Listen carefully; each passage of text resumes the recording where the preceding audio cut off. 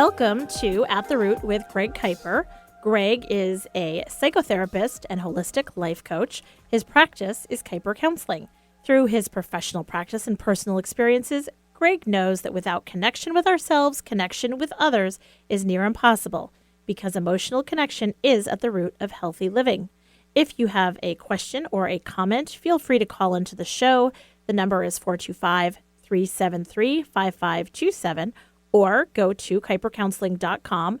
And remember, you can check out Greg's YouTube channel, Connection Through Awareness with Greg Kuiper, and you can email directly at connectionthroughawareness@gmail.com. So last week, Greg was talking about preparing for the repair and this whole idea that we need to prepare in order to start repairing relationships. Yeah, setting it up, right? I mean, a couple's had an altercation. They triggered each other. They've retreated. Mm-hmm. They're trying to figure out what to do. Stewing, cooling off, whatever it is, right? I found a quote Yeah. from Ben Franklin last week, and he says, "By failing to prepare, you are preparing to fail." There you go. So how can these, you've had this altercation, you're in your corners, right, or whatever. Mm-hmm. What do you do to repair it, right? I mean, some folks, I mentioned the couple that I was seeing last week that didn't talk to each other or text for 4 days straight until they came in to see me, and I refereed, and they got back together. But that's not the way we want to do it, right? We want to prepare for that repair, and that's what we were talking about last week. Each person goes in and becomes aware of their accountability, their responsibility in it. Takes a look at their emotional reaction, because that's generally what starts these things, and becomes aware of that, names it, and moves forward into the repair with more knowledge, more accountability. Mm-hmm. That's the idea. Yeah. I learned a lot about this, and I noticed in my own relationship an occurrence of this where the acknowledgement piece and saying it out loud is really big, because I notice it is with my husband that he'll stay quiet about something, and then the way that he works on repairing is through his love language that he likes, which is acts of service. And so he is trying to repair through acts of service, and I'm like, that's not what my love language is. Right. So that's awesome that you did the laundry. I'm not impressed. Tell me that I'm pretty. So, that step of acknowledgement and ownership and the we-ness is important. Well, and I think of it, if one person's love language is words of affirmation, and you're trying to come down from an altercation, I mean, words of affirmation may be hard for the partner to find. Right. And so you get a conflict there. A little bit. Yeah. This week we're talking about the power of we. I think it's very powerful. It allows us to get in touch in our relationships to help, turn what's happening into a learning experience rather than a blaming, condescending type arrangement with the couple, As we've worked on discovering our partner's triggers and illusions, right? That's what we worked on a while back, as well as our own. It's become apparent that this isn't just a simple cut and dried experience of, oh, okay, now I got it. Let's go on, right? That's what some people try to do, and it's just going to precipitate another situation. And as such, there are going to be some slips, right? Back to the old way of react and counter-react from our autopilots. And even if you've been working on this, something can happen. A slip can happen, right? It's not going to be smooth sailing forever. And as such, we do our best to prevent these incidents from happening. they're still going to creep in there and bite us every now and then. We have to remember this reprogramming of our autopilots is going to take some time. It's a journey. We've been talking about that. It's important to keep that in mind. The journey is about learning about each other and developing the we in the relationship, right? The we, so important. Think about it. The whole purpose of emotional connection through awareness is connection. Mm-hmm. That is we, right? That's not me versus my spouse. That is we, and that is the connection. And so working through these difficult times and repairing them helps to build that connection as you move forward. It's part of the journey.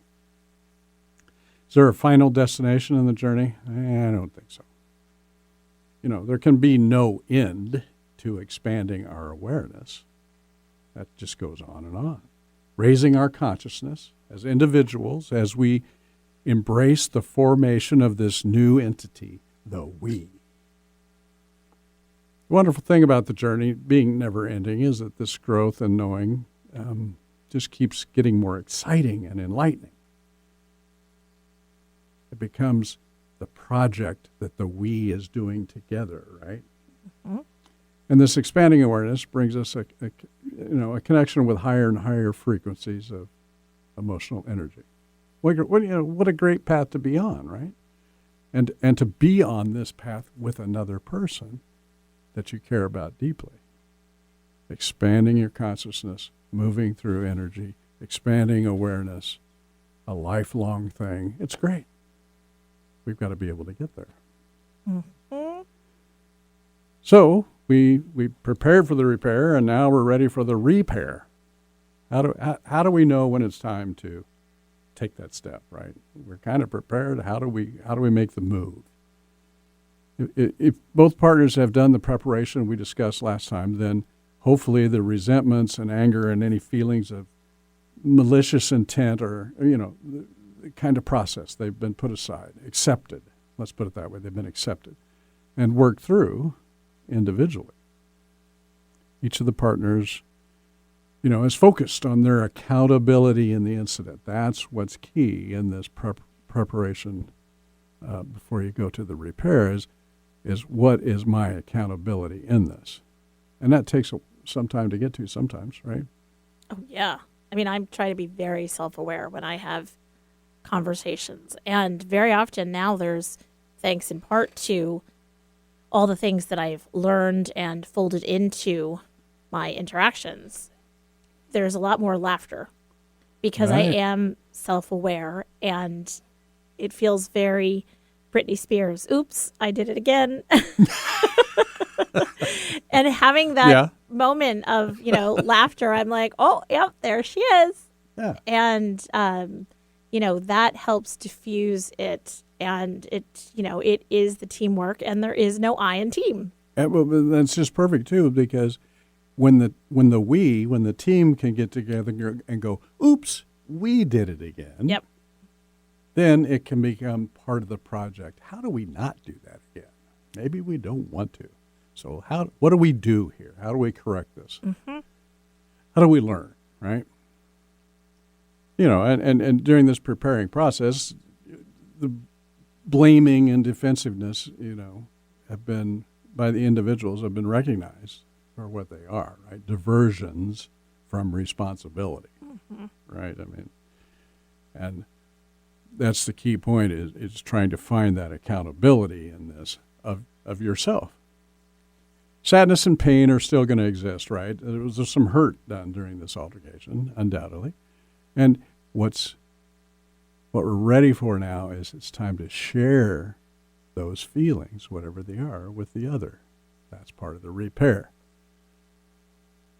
So here we go. Both partners emerge from their processing, their preparation, and the energy around each is loving and warm and inviting and sad. But both will feel that in the other. That's what we want, right? This is not a time for a lot of words. We're entering into the repair here, and I hear a lot of times little jokes one tries to make to another, and they generally don't go over well, right? And then you're backtracking from the joke. Right. Oh, I didn't mean anything. I didn't mean anything. That Too wasn't soon? funny, honey. Just when it doesn't work. This is a time to just feel each other, right? No excuses, no guilt trips, no begging. Just get together, and for starters, a deep, strong, long embrace. Just holding each other, and the words, "I am so sorry." As you're holding your partner, "I am so sorry." Both people. That's enough right now, right? Refrain from embellishment at this point. It's a time for feeling felt by the other. When the words do come, let them be gentle and about what your feelings are, right? "I am so sad," or "I am so disappointed," or "I am hurting." Whatever you're feeling, put it out there to your partner. And then, once again, wait. Allow your partner to validate your feelings and share theirs, and then you will validate that to them. Validation from each of you of what you heard and felt is crucial to the process. So, question about this. Yeah. So, in my lovely, warm, gentle embrace, when I'm expressing, "I am so sad," am I saying, "I'm so sad that you're a jerk and you hurt my feelings"? Or am I saying, "I'm so sad"? Have you been here the last few weeks? Okay, but I'm bringing the human side of me that's like, "I'm so sad because we had a fight," or "we." Okay. I'm so sad. Right? It's not so. I'm so sad I was a jerk, or "I'm so sad you were a jerk," or "I'm so sad that I did this again," or whatever. It's "I'm so sad that we're disconnected." we disconnected. Okay, all right. Keep it in the framework of we. Holy cow. Okay. Okay, I'm in remedial connection. But what you're trying to do here when you're validating, right? The person says, "I'm so sad we had this disconnection," and the other partner validates it back. I know I can feel you're really sad. I am too, right? So here's the we. And it's an acknowledgement that you got it. You know how your partner feels, and you're feeling it with them. And you're not going to try to fix it. Right. That's really key, especially if that's your normal MO. Right. In these times, I just point this out, I'd be careful about saying "I am hurt," and instead say "I am hurting," right? Hurting reflects the emotion and experience. Hurt can imply fault, right? "I'm hurt." Ooh. Did you hurt yourself, or did I hurt you? Or, hold each other and feel the other with you. So this is the setup for the further discussion, the setup for the repair, right? It's just a few minutes, whatever it takes, to connect emotionally, understand each other's feelings, and then be able to move forward. It's not a step to be skipped, really not. Eventually, the need to say something will barge back in and take over, right? I mean, we can't be quiet forever. We have all these things I've got to tell her, right? And you just got to be careful. You feel so badly, and you feel so badly for them feeling so badly, and there will be the need to use words at some point, right? After the validation of feelings, we want to move into words, talking. But this is key. The words need to come from a place of we. However the conversation gets started. Maybe it's with some lightheartedness. Boy, we really screwed up here. How did we miss those triggers? It was like we just reacted. That's what we used to do. I know that's exactly what we've been working so hard on. Where do you think we got off on the wrong foot, right? It's we. Oops, we did it again. Yeah, right. Look at this and figure out what happened so we can prevent it from happening again. It's then time to dive in and do the examination, right? Picture it as if you are at work and you're on a team and you've got this project and you've been working on and changes have been planned out and implemented and the new process is moving forward, and then something happens. Who knows? A setback. A well-functioning team is going to dive in, look at the conditions and circumstances of the setback, strategize and make adjustments together and implement them, right? Getting the project back on track. That's kind of a little cold for a relationship, but it's the premise is there, right? Sure, absolutely. Teamwork. And that's exactly what the two of you want to do. Brainstorm as a we, what happened. Brainstorm. Investigate the triggers to the reactions and the illusions behind the triggers. Bring them into the open. Acknowledge them. Recognize that this is an old pattern of behavior. And you slipped in the moment. Just admit it. Admit that this is reactive, automatic behavior, and it's still lurking in the background, and then recommit to keeping it in awareness more, right? And at the same time, know, something like this might happen again, but what we want to do is learn from it and prepare and repair. Agree to learn from the experience, and then you're able to move on as a we. So I can illustrate this by bringing Steve and Shar back into the discussion. Yeah. And the work they've been doing. How are they? in our sessions together, over the last couple of months, they've been working on noticing triggers in each other, right? And relating them back to their own illusions. Each session, they bring in incidents that have occurred for them, between sessions, and we work through the triggered reactive behavior and make note of how each partner is bringing those triggers into awareness. So over a period of a couple months, they've come a long ways. They've really come to understand the nuances of their behaviors and reactions, and they've grown into a connected team sharing in each other's discoveries. It's a remarkable difference. Recently, though, they had an incident sneak up on them, similar to what we've been talking about today. So I'm going to share that session with you. They came into the office and sat on the couch. I could sense a heightened energy level in both, and before I could begin with what has been happening with you two since we last met, they both just started talking at the same time. They looked at each other and smiled, and then did the whole, go ahead, no, you go ahead, no, it's okay, you start dance, and then Shar finally took the floor. We had a rough incident last week. It just snuck up on us and went sideways pretty fast. We've been doing so good in finding awareness early in these interactions and keeping them at a manageable level. And it's really brought us closer together as we've been doing this. Steve jumped in. But this one totally blindsided both of us.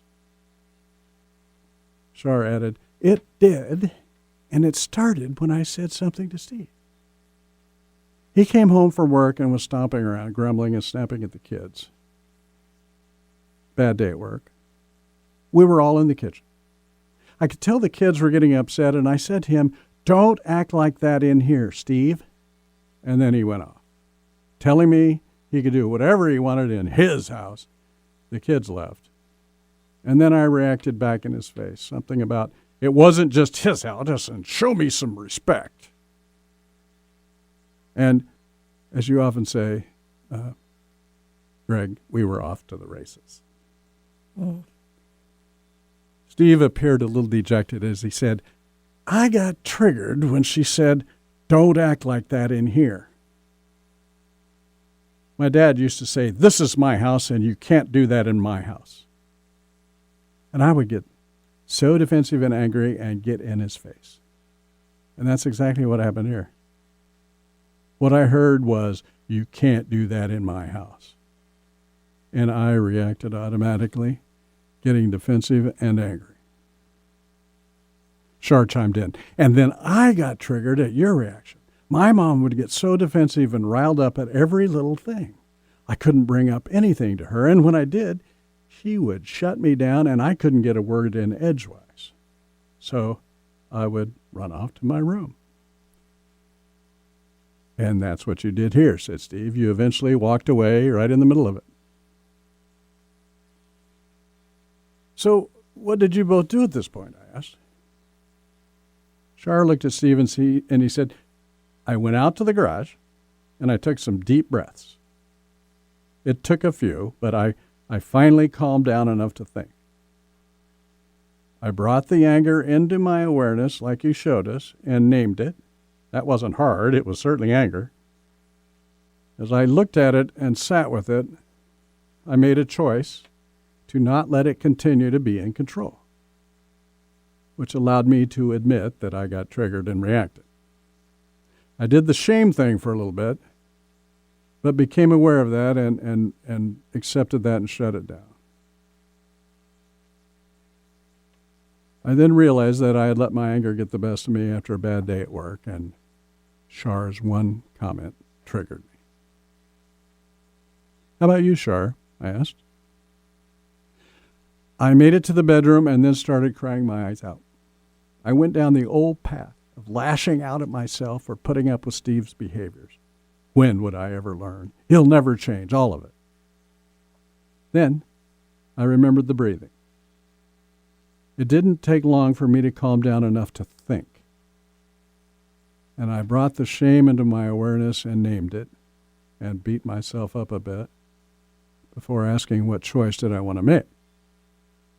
Roll with the shame and pity or take charge of myself and look at what happened objectively. I've had enough shame, so I didn't choose that. I got to thinking that we've been working so hard on triggers and reactions, and I realized that there was no way Steve acted like that intentionally or maliciously. He reacted, meaning he got triggered, and his reaction triggered me to lash out and then run and blame myself. I said, unexpected things are going to happen to trigger your triggers, guys. Hard days and bad news are going to happen every now and then, especially in a household with kids and two parents with careers. And when both of you miss with the awareness on one of these days, the old reactions may sneak back in. But it's what you do in those moments, and in particular right after those moments of triggered reactions, that really is important. How soon, how do we get to the preparation of the repair? Really, you both should be proud of yourselves. You were able to get to the prepare to repair stage, and you did it with awareness and making choices. You did. Calming down so that you could let your thinking brain be a part of the process, and realizing your part in the situation, accepting responsibility. Next time, we'll talk about how you handled the actual repair. You're talking to each other, so it must have worked. It did, Steve said with a smile. So, I'm so proud of them. they've been working hard. And they were really disappointed that they blew it this one time. You know, they were kind of beating themselves up, but they realize, you know, this stuff's going to happen. And the idea, it's going to happen, so do we just fall down and let it happen? Or it's going to happen and we learn from it, we figure it out, we fix it as soon as we can, and we move on, and with a stronger we, right? Mm-hmm. Well, and I'm struck by, in this scenario, how when you talk about changing your neural pathways, I'm really struck how they quite literally physically did a different thing. Him going to the garage and breathing and doing an exercise. It Right. was mentally and physically a whole different pathway that he took. Same with Charlotte. Absolutely. And, you know, they learned that over time, as we've been talking about triggers and illusions, right? We've got to figure out what each other's triggers are and how we're triggering the other person and how they're triggering us. Because then we can get past the illusions and go, oh, no, I'm just reacting. I'm not acting. Mm-hmm. And so when he went to the garage, he was able to kick in the thinking part of his brain by using the breathing exercise and got to some awareness. And, when you get to the thinking part of your brain, you can discuss how to act and reacting. You're not coming from your unconscious, you're conscious. What am I going to do with this? Oh, yeah. What choice am I going to do with this right now? Am I going to keep raging or am I going to not? And they have come so far. So for people that are newer to the show, the podcast, go back and listen to the evolution of the work that you've done with Steve and Charlotte from the beginning Right. to where they are now. And, the huge growth that they've had individually and as a couple. It's really tremendous. Like, how do you not give yourself a high five? Well, they did the work. Yes, that is true. They did the work. It takes a while. But like secretly, you must be like, yeah. Yeah, kind of. All right, there you go. If you want to know more about Greg, go to kuipercounseling.com and you can find a whole bunch of information, including how to contact him, about past episodes and more. Greg, what's your advice? Everyone, just stay aware out there. See you next week.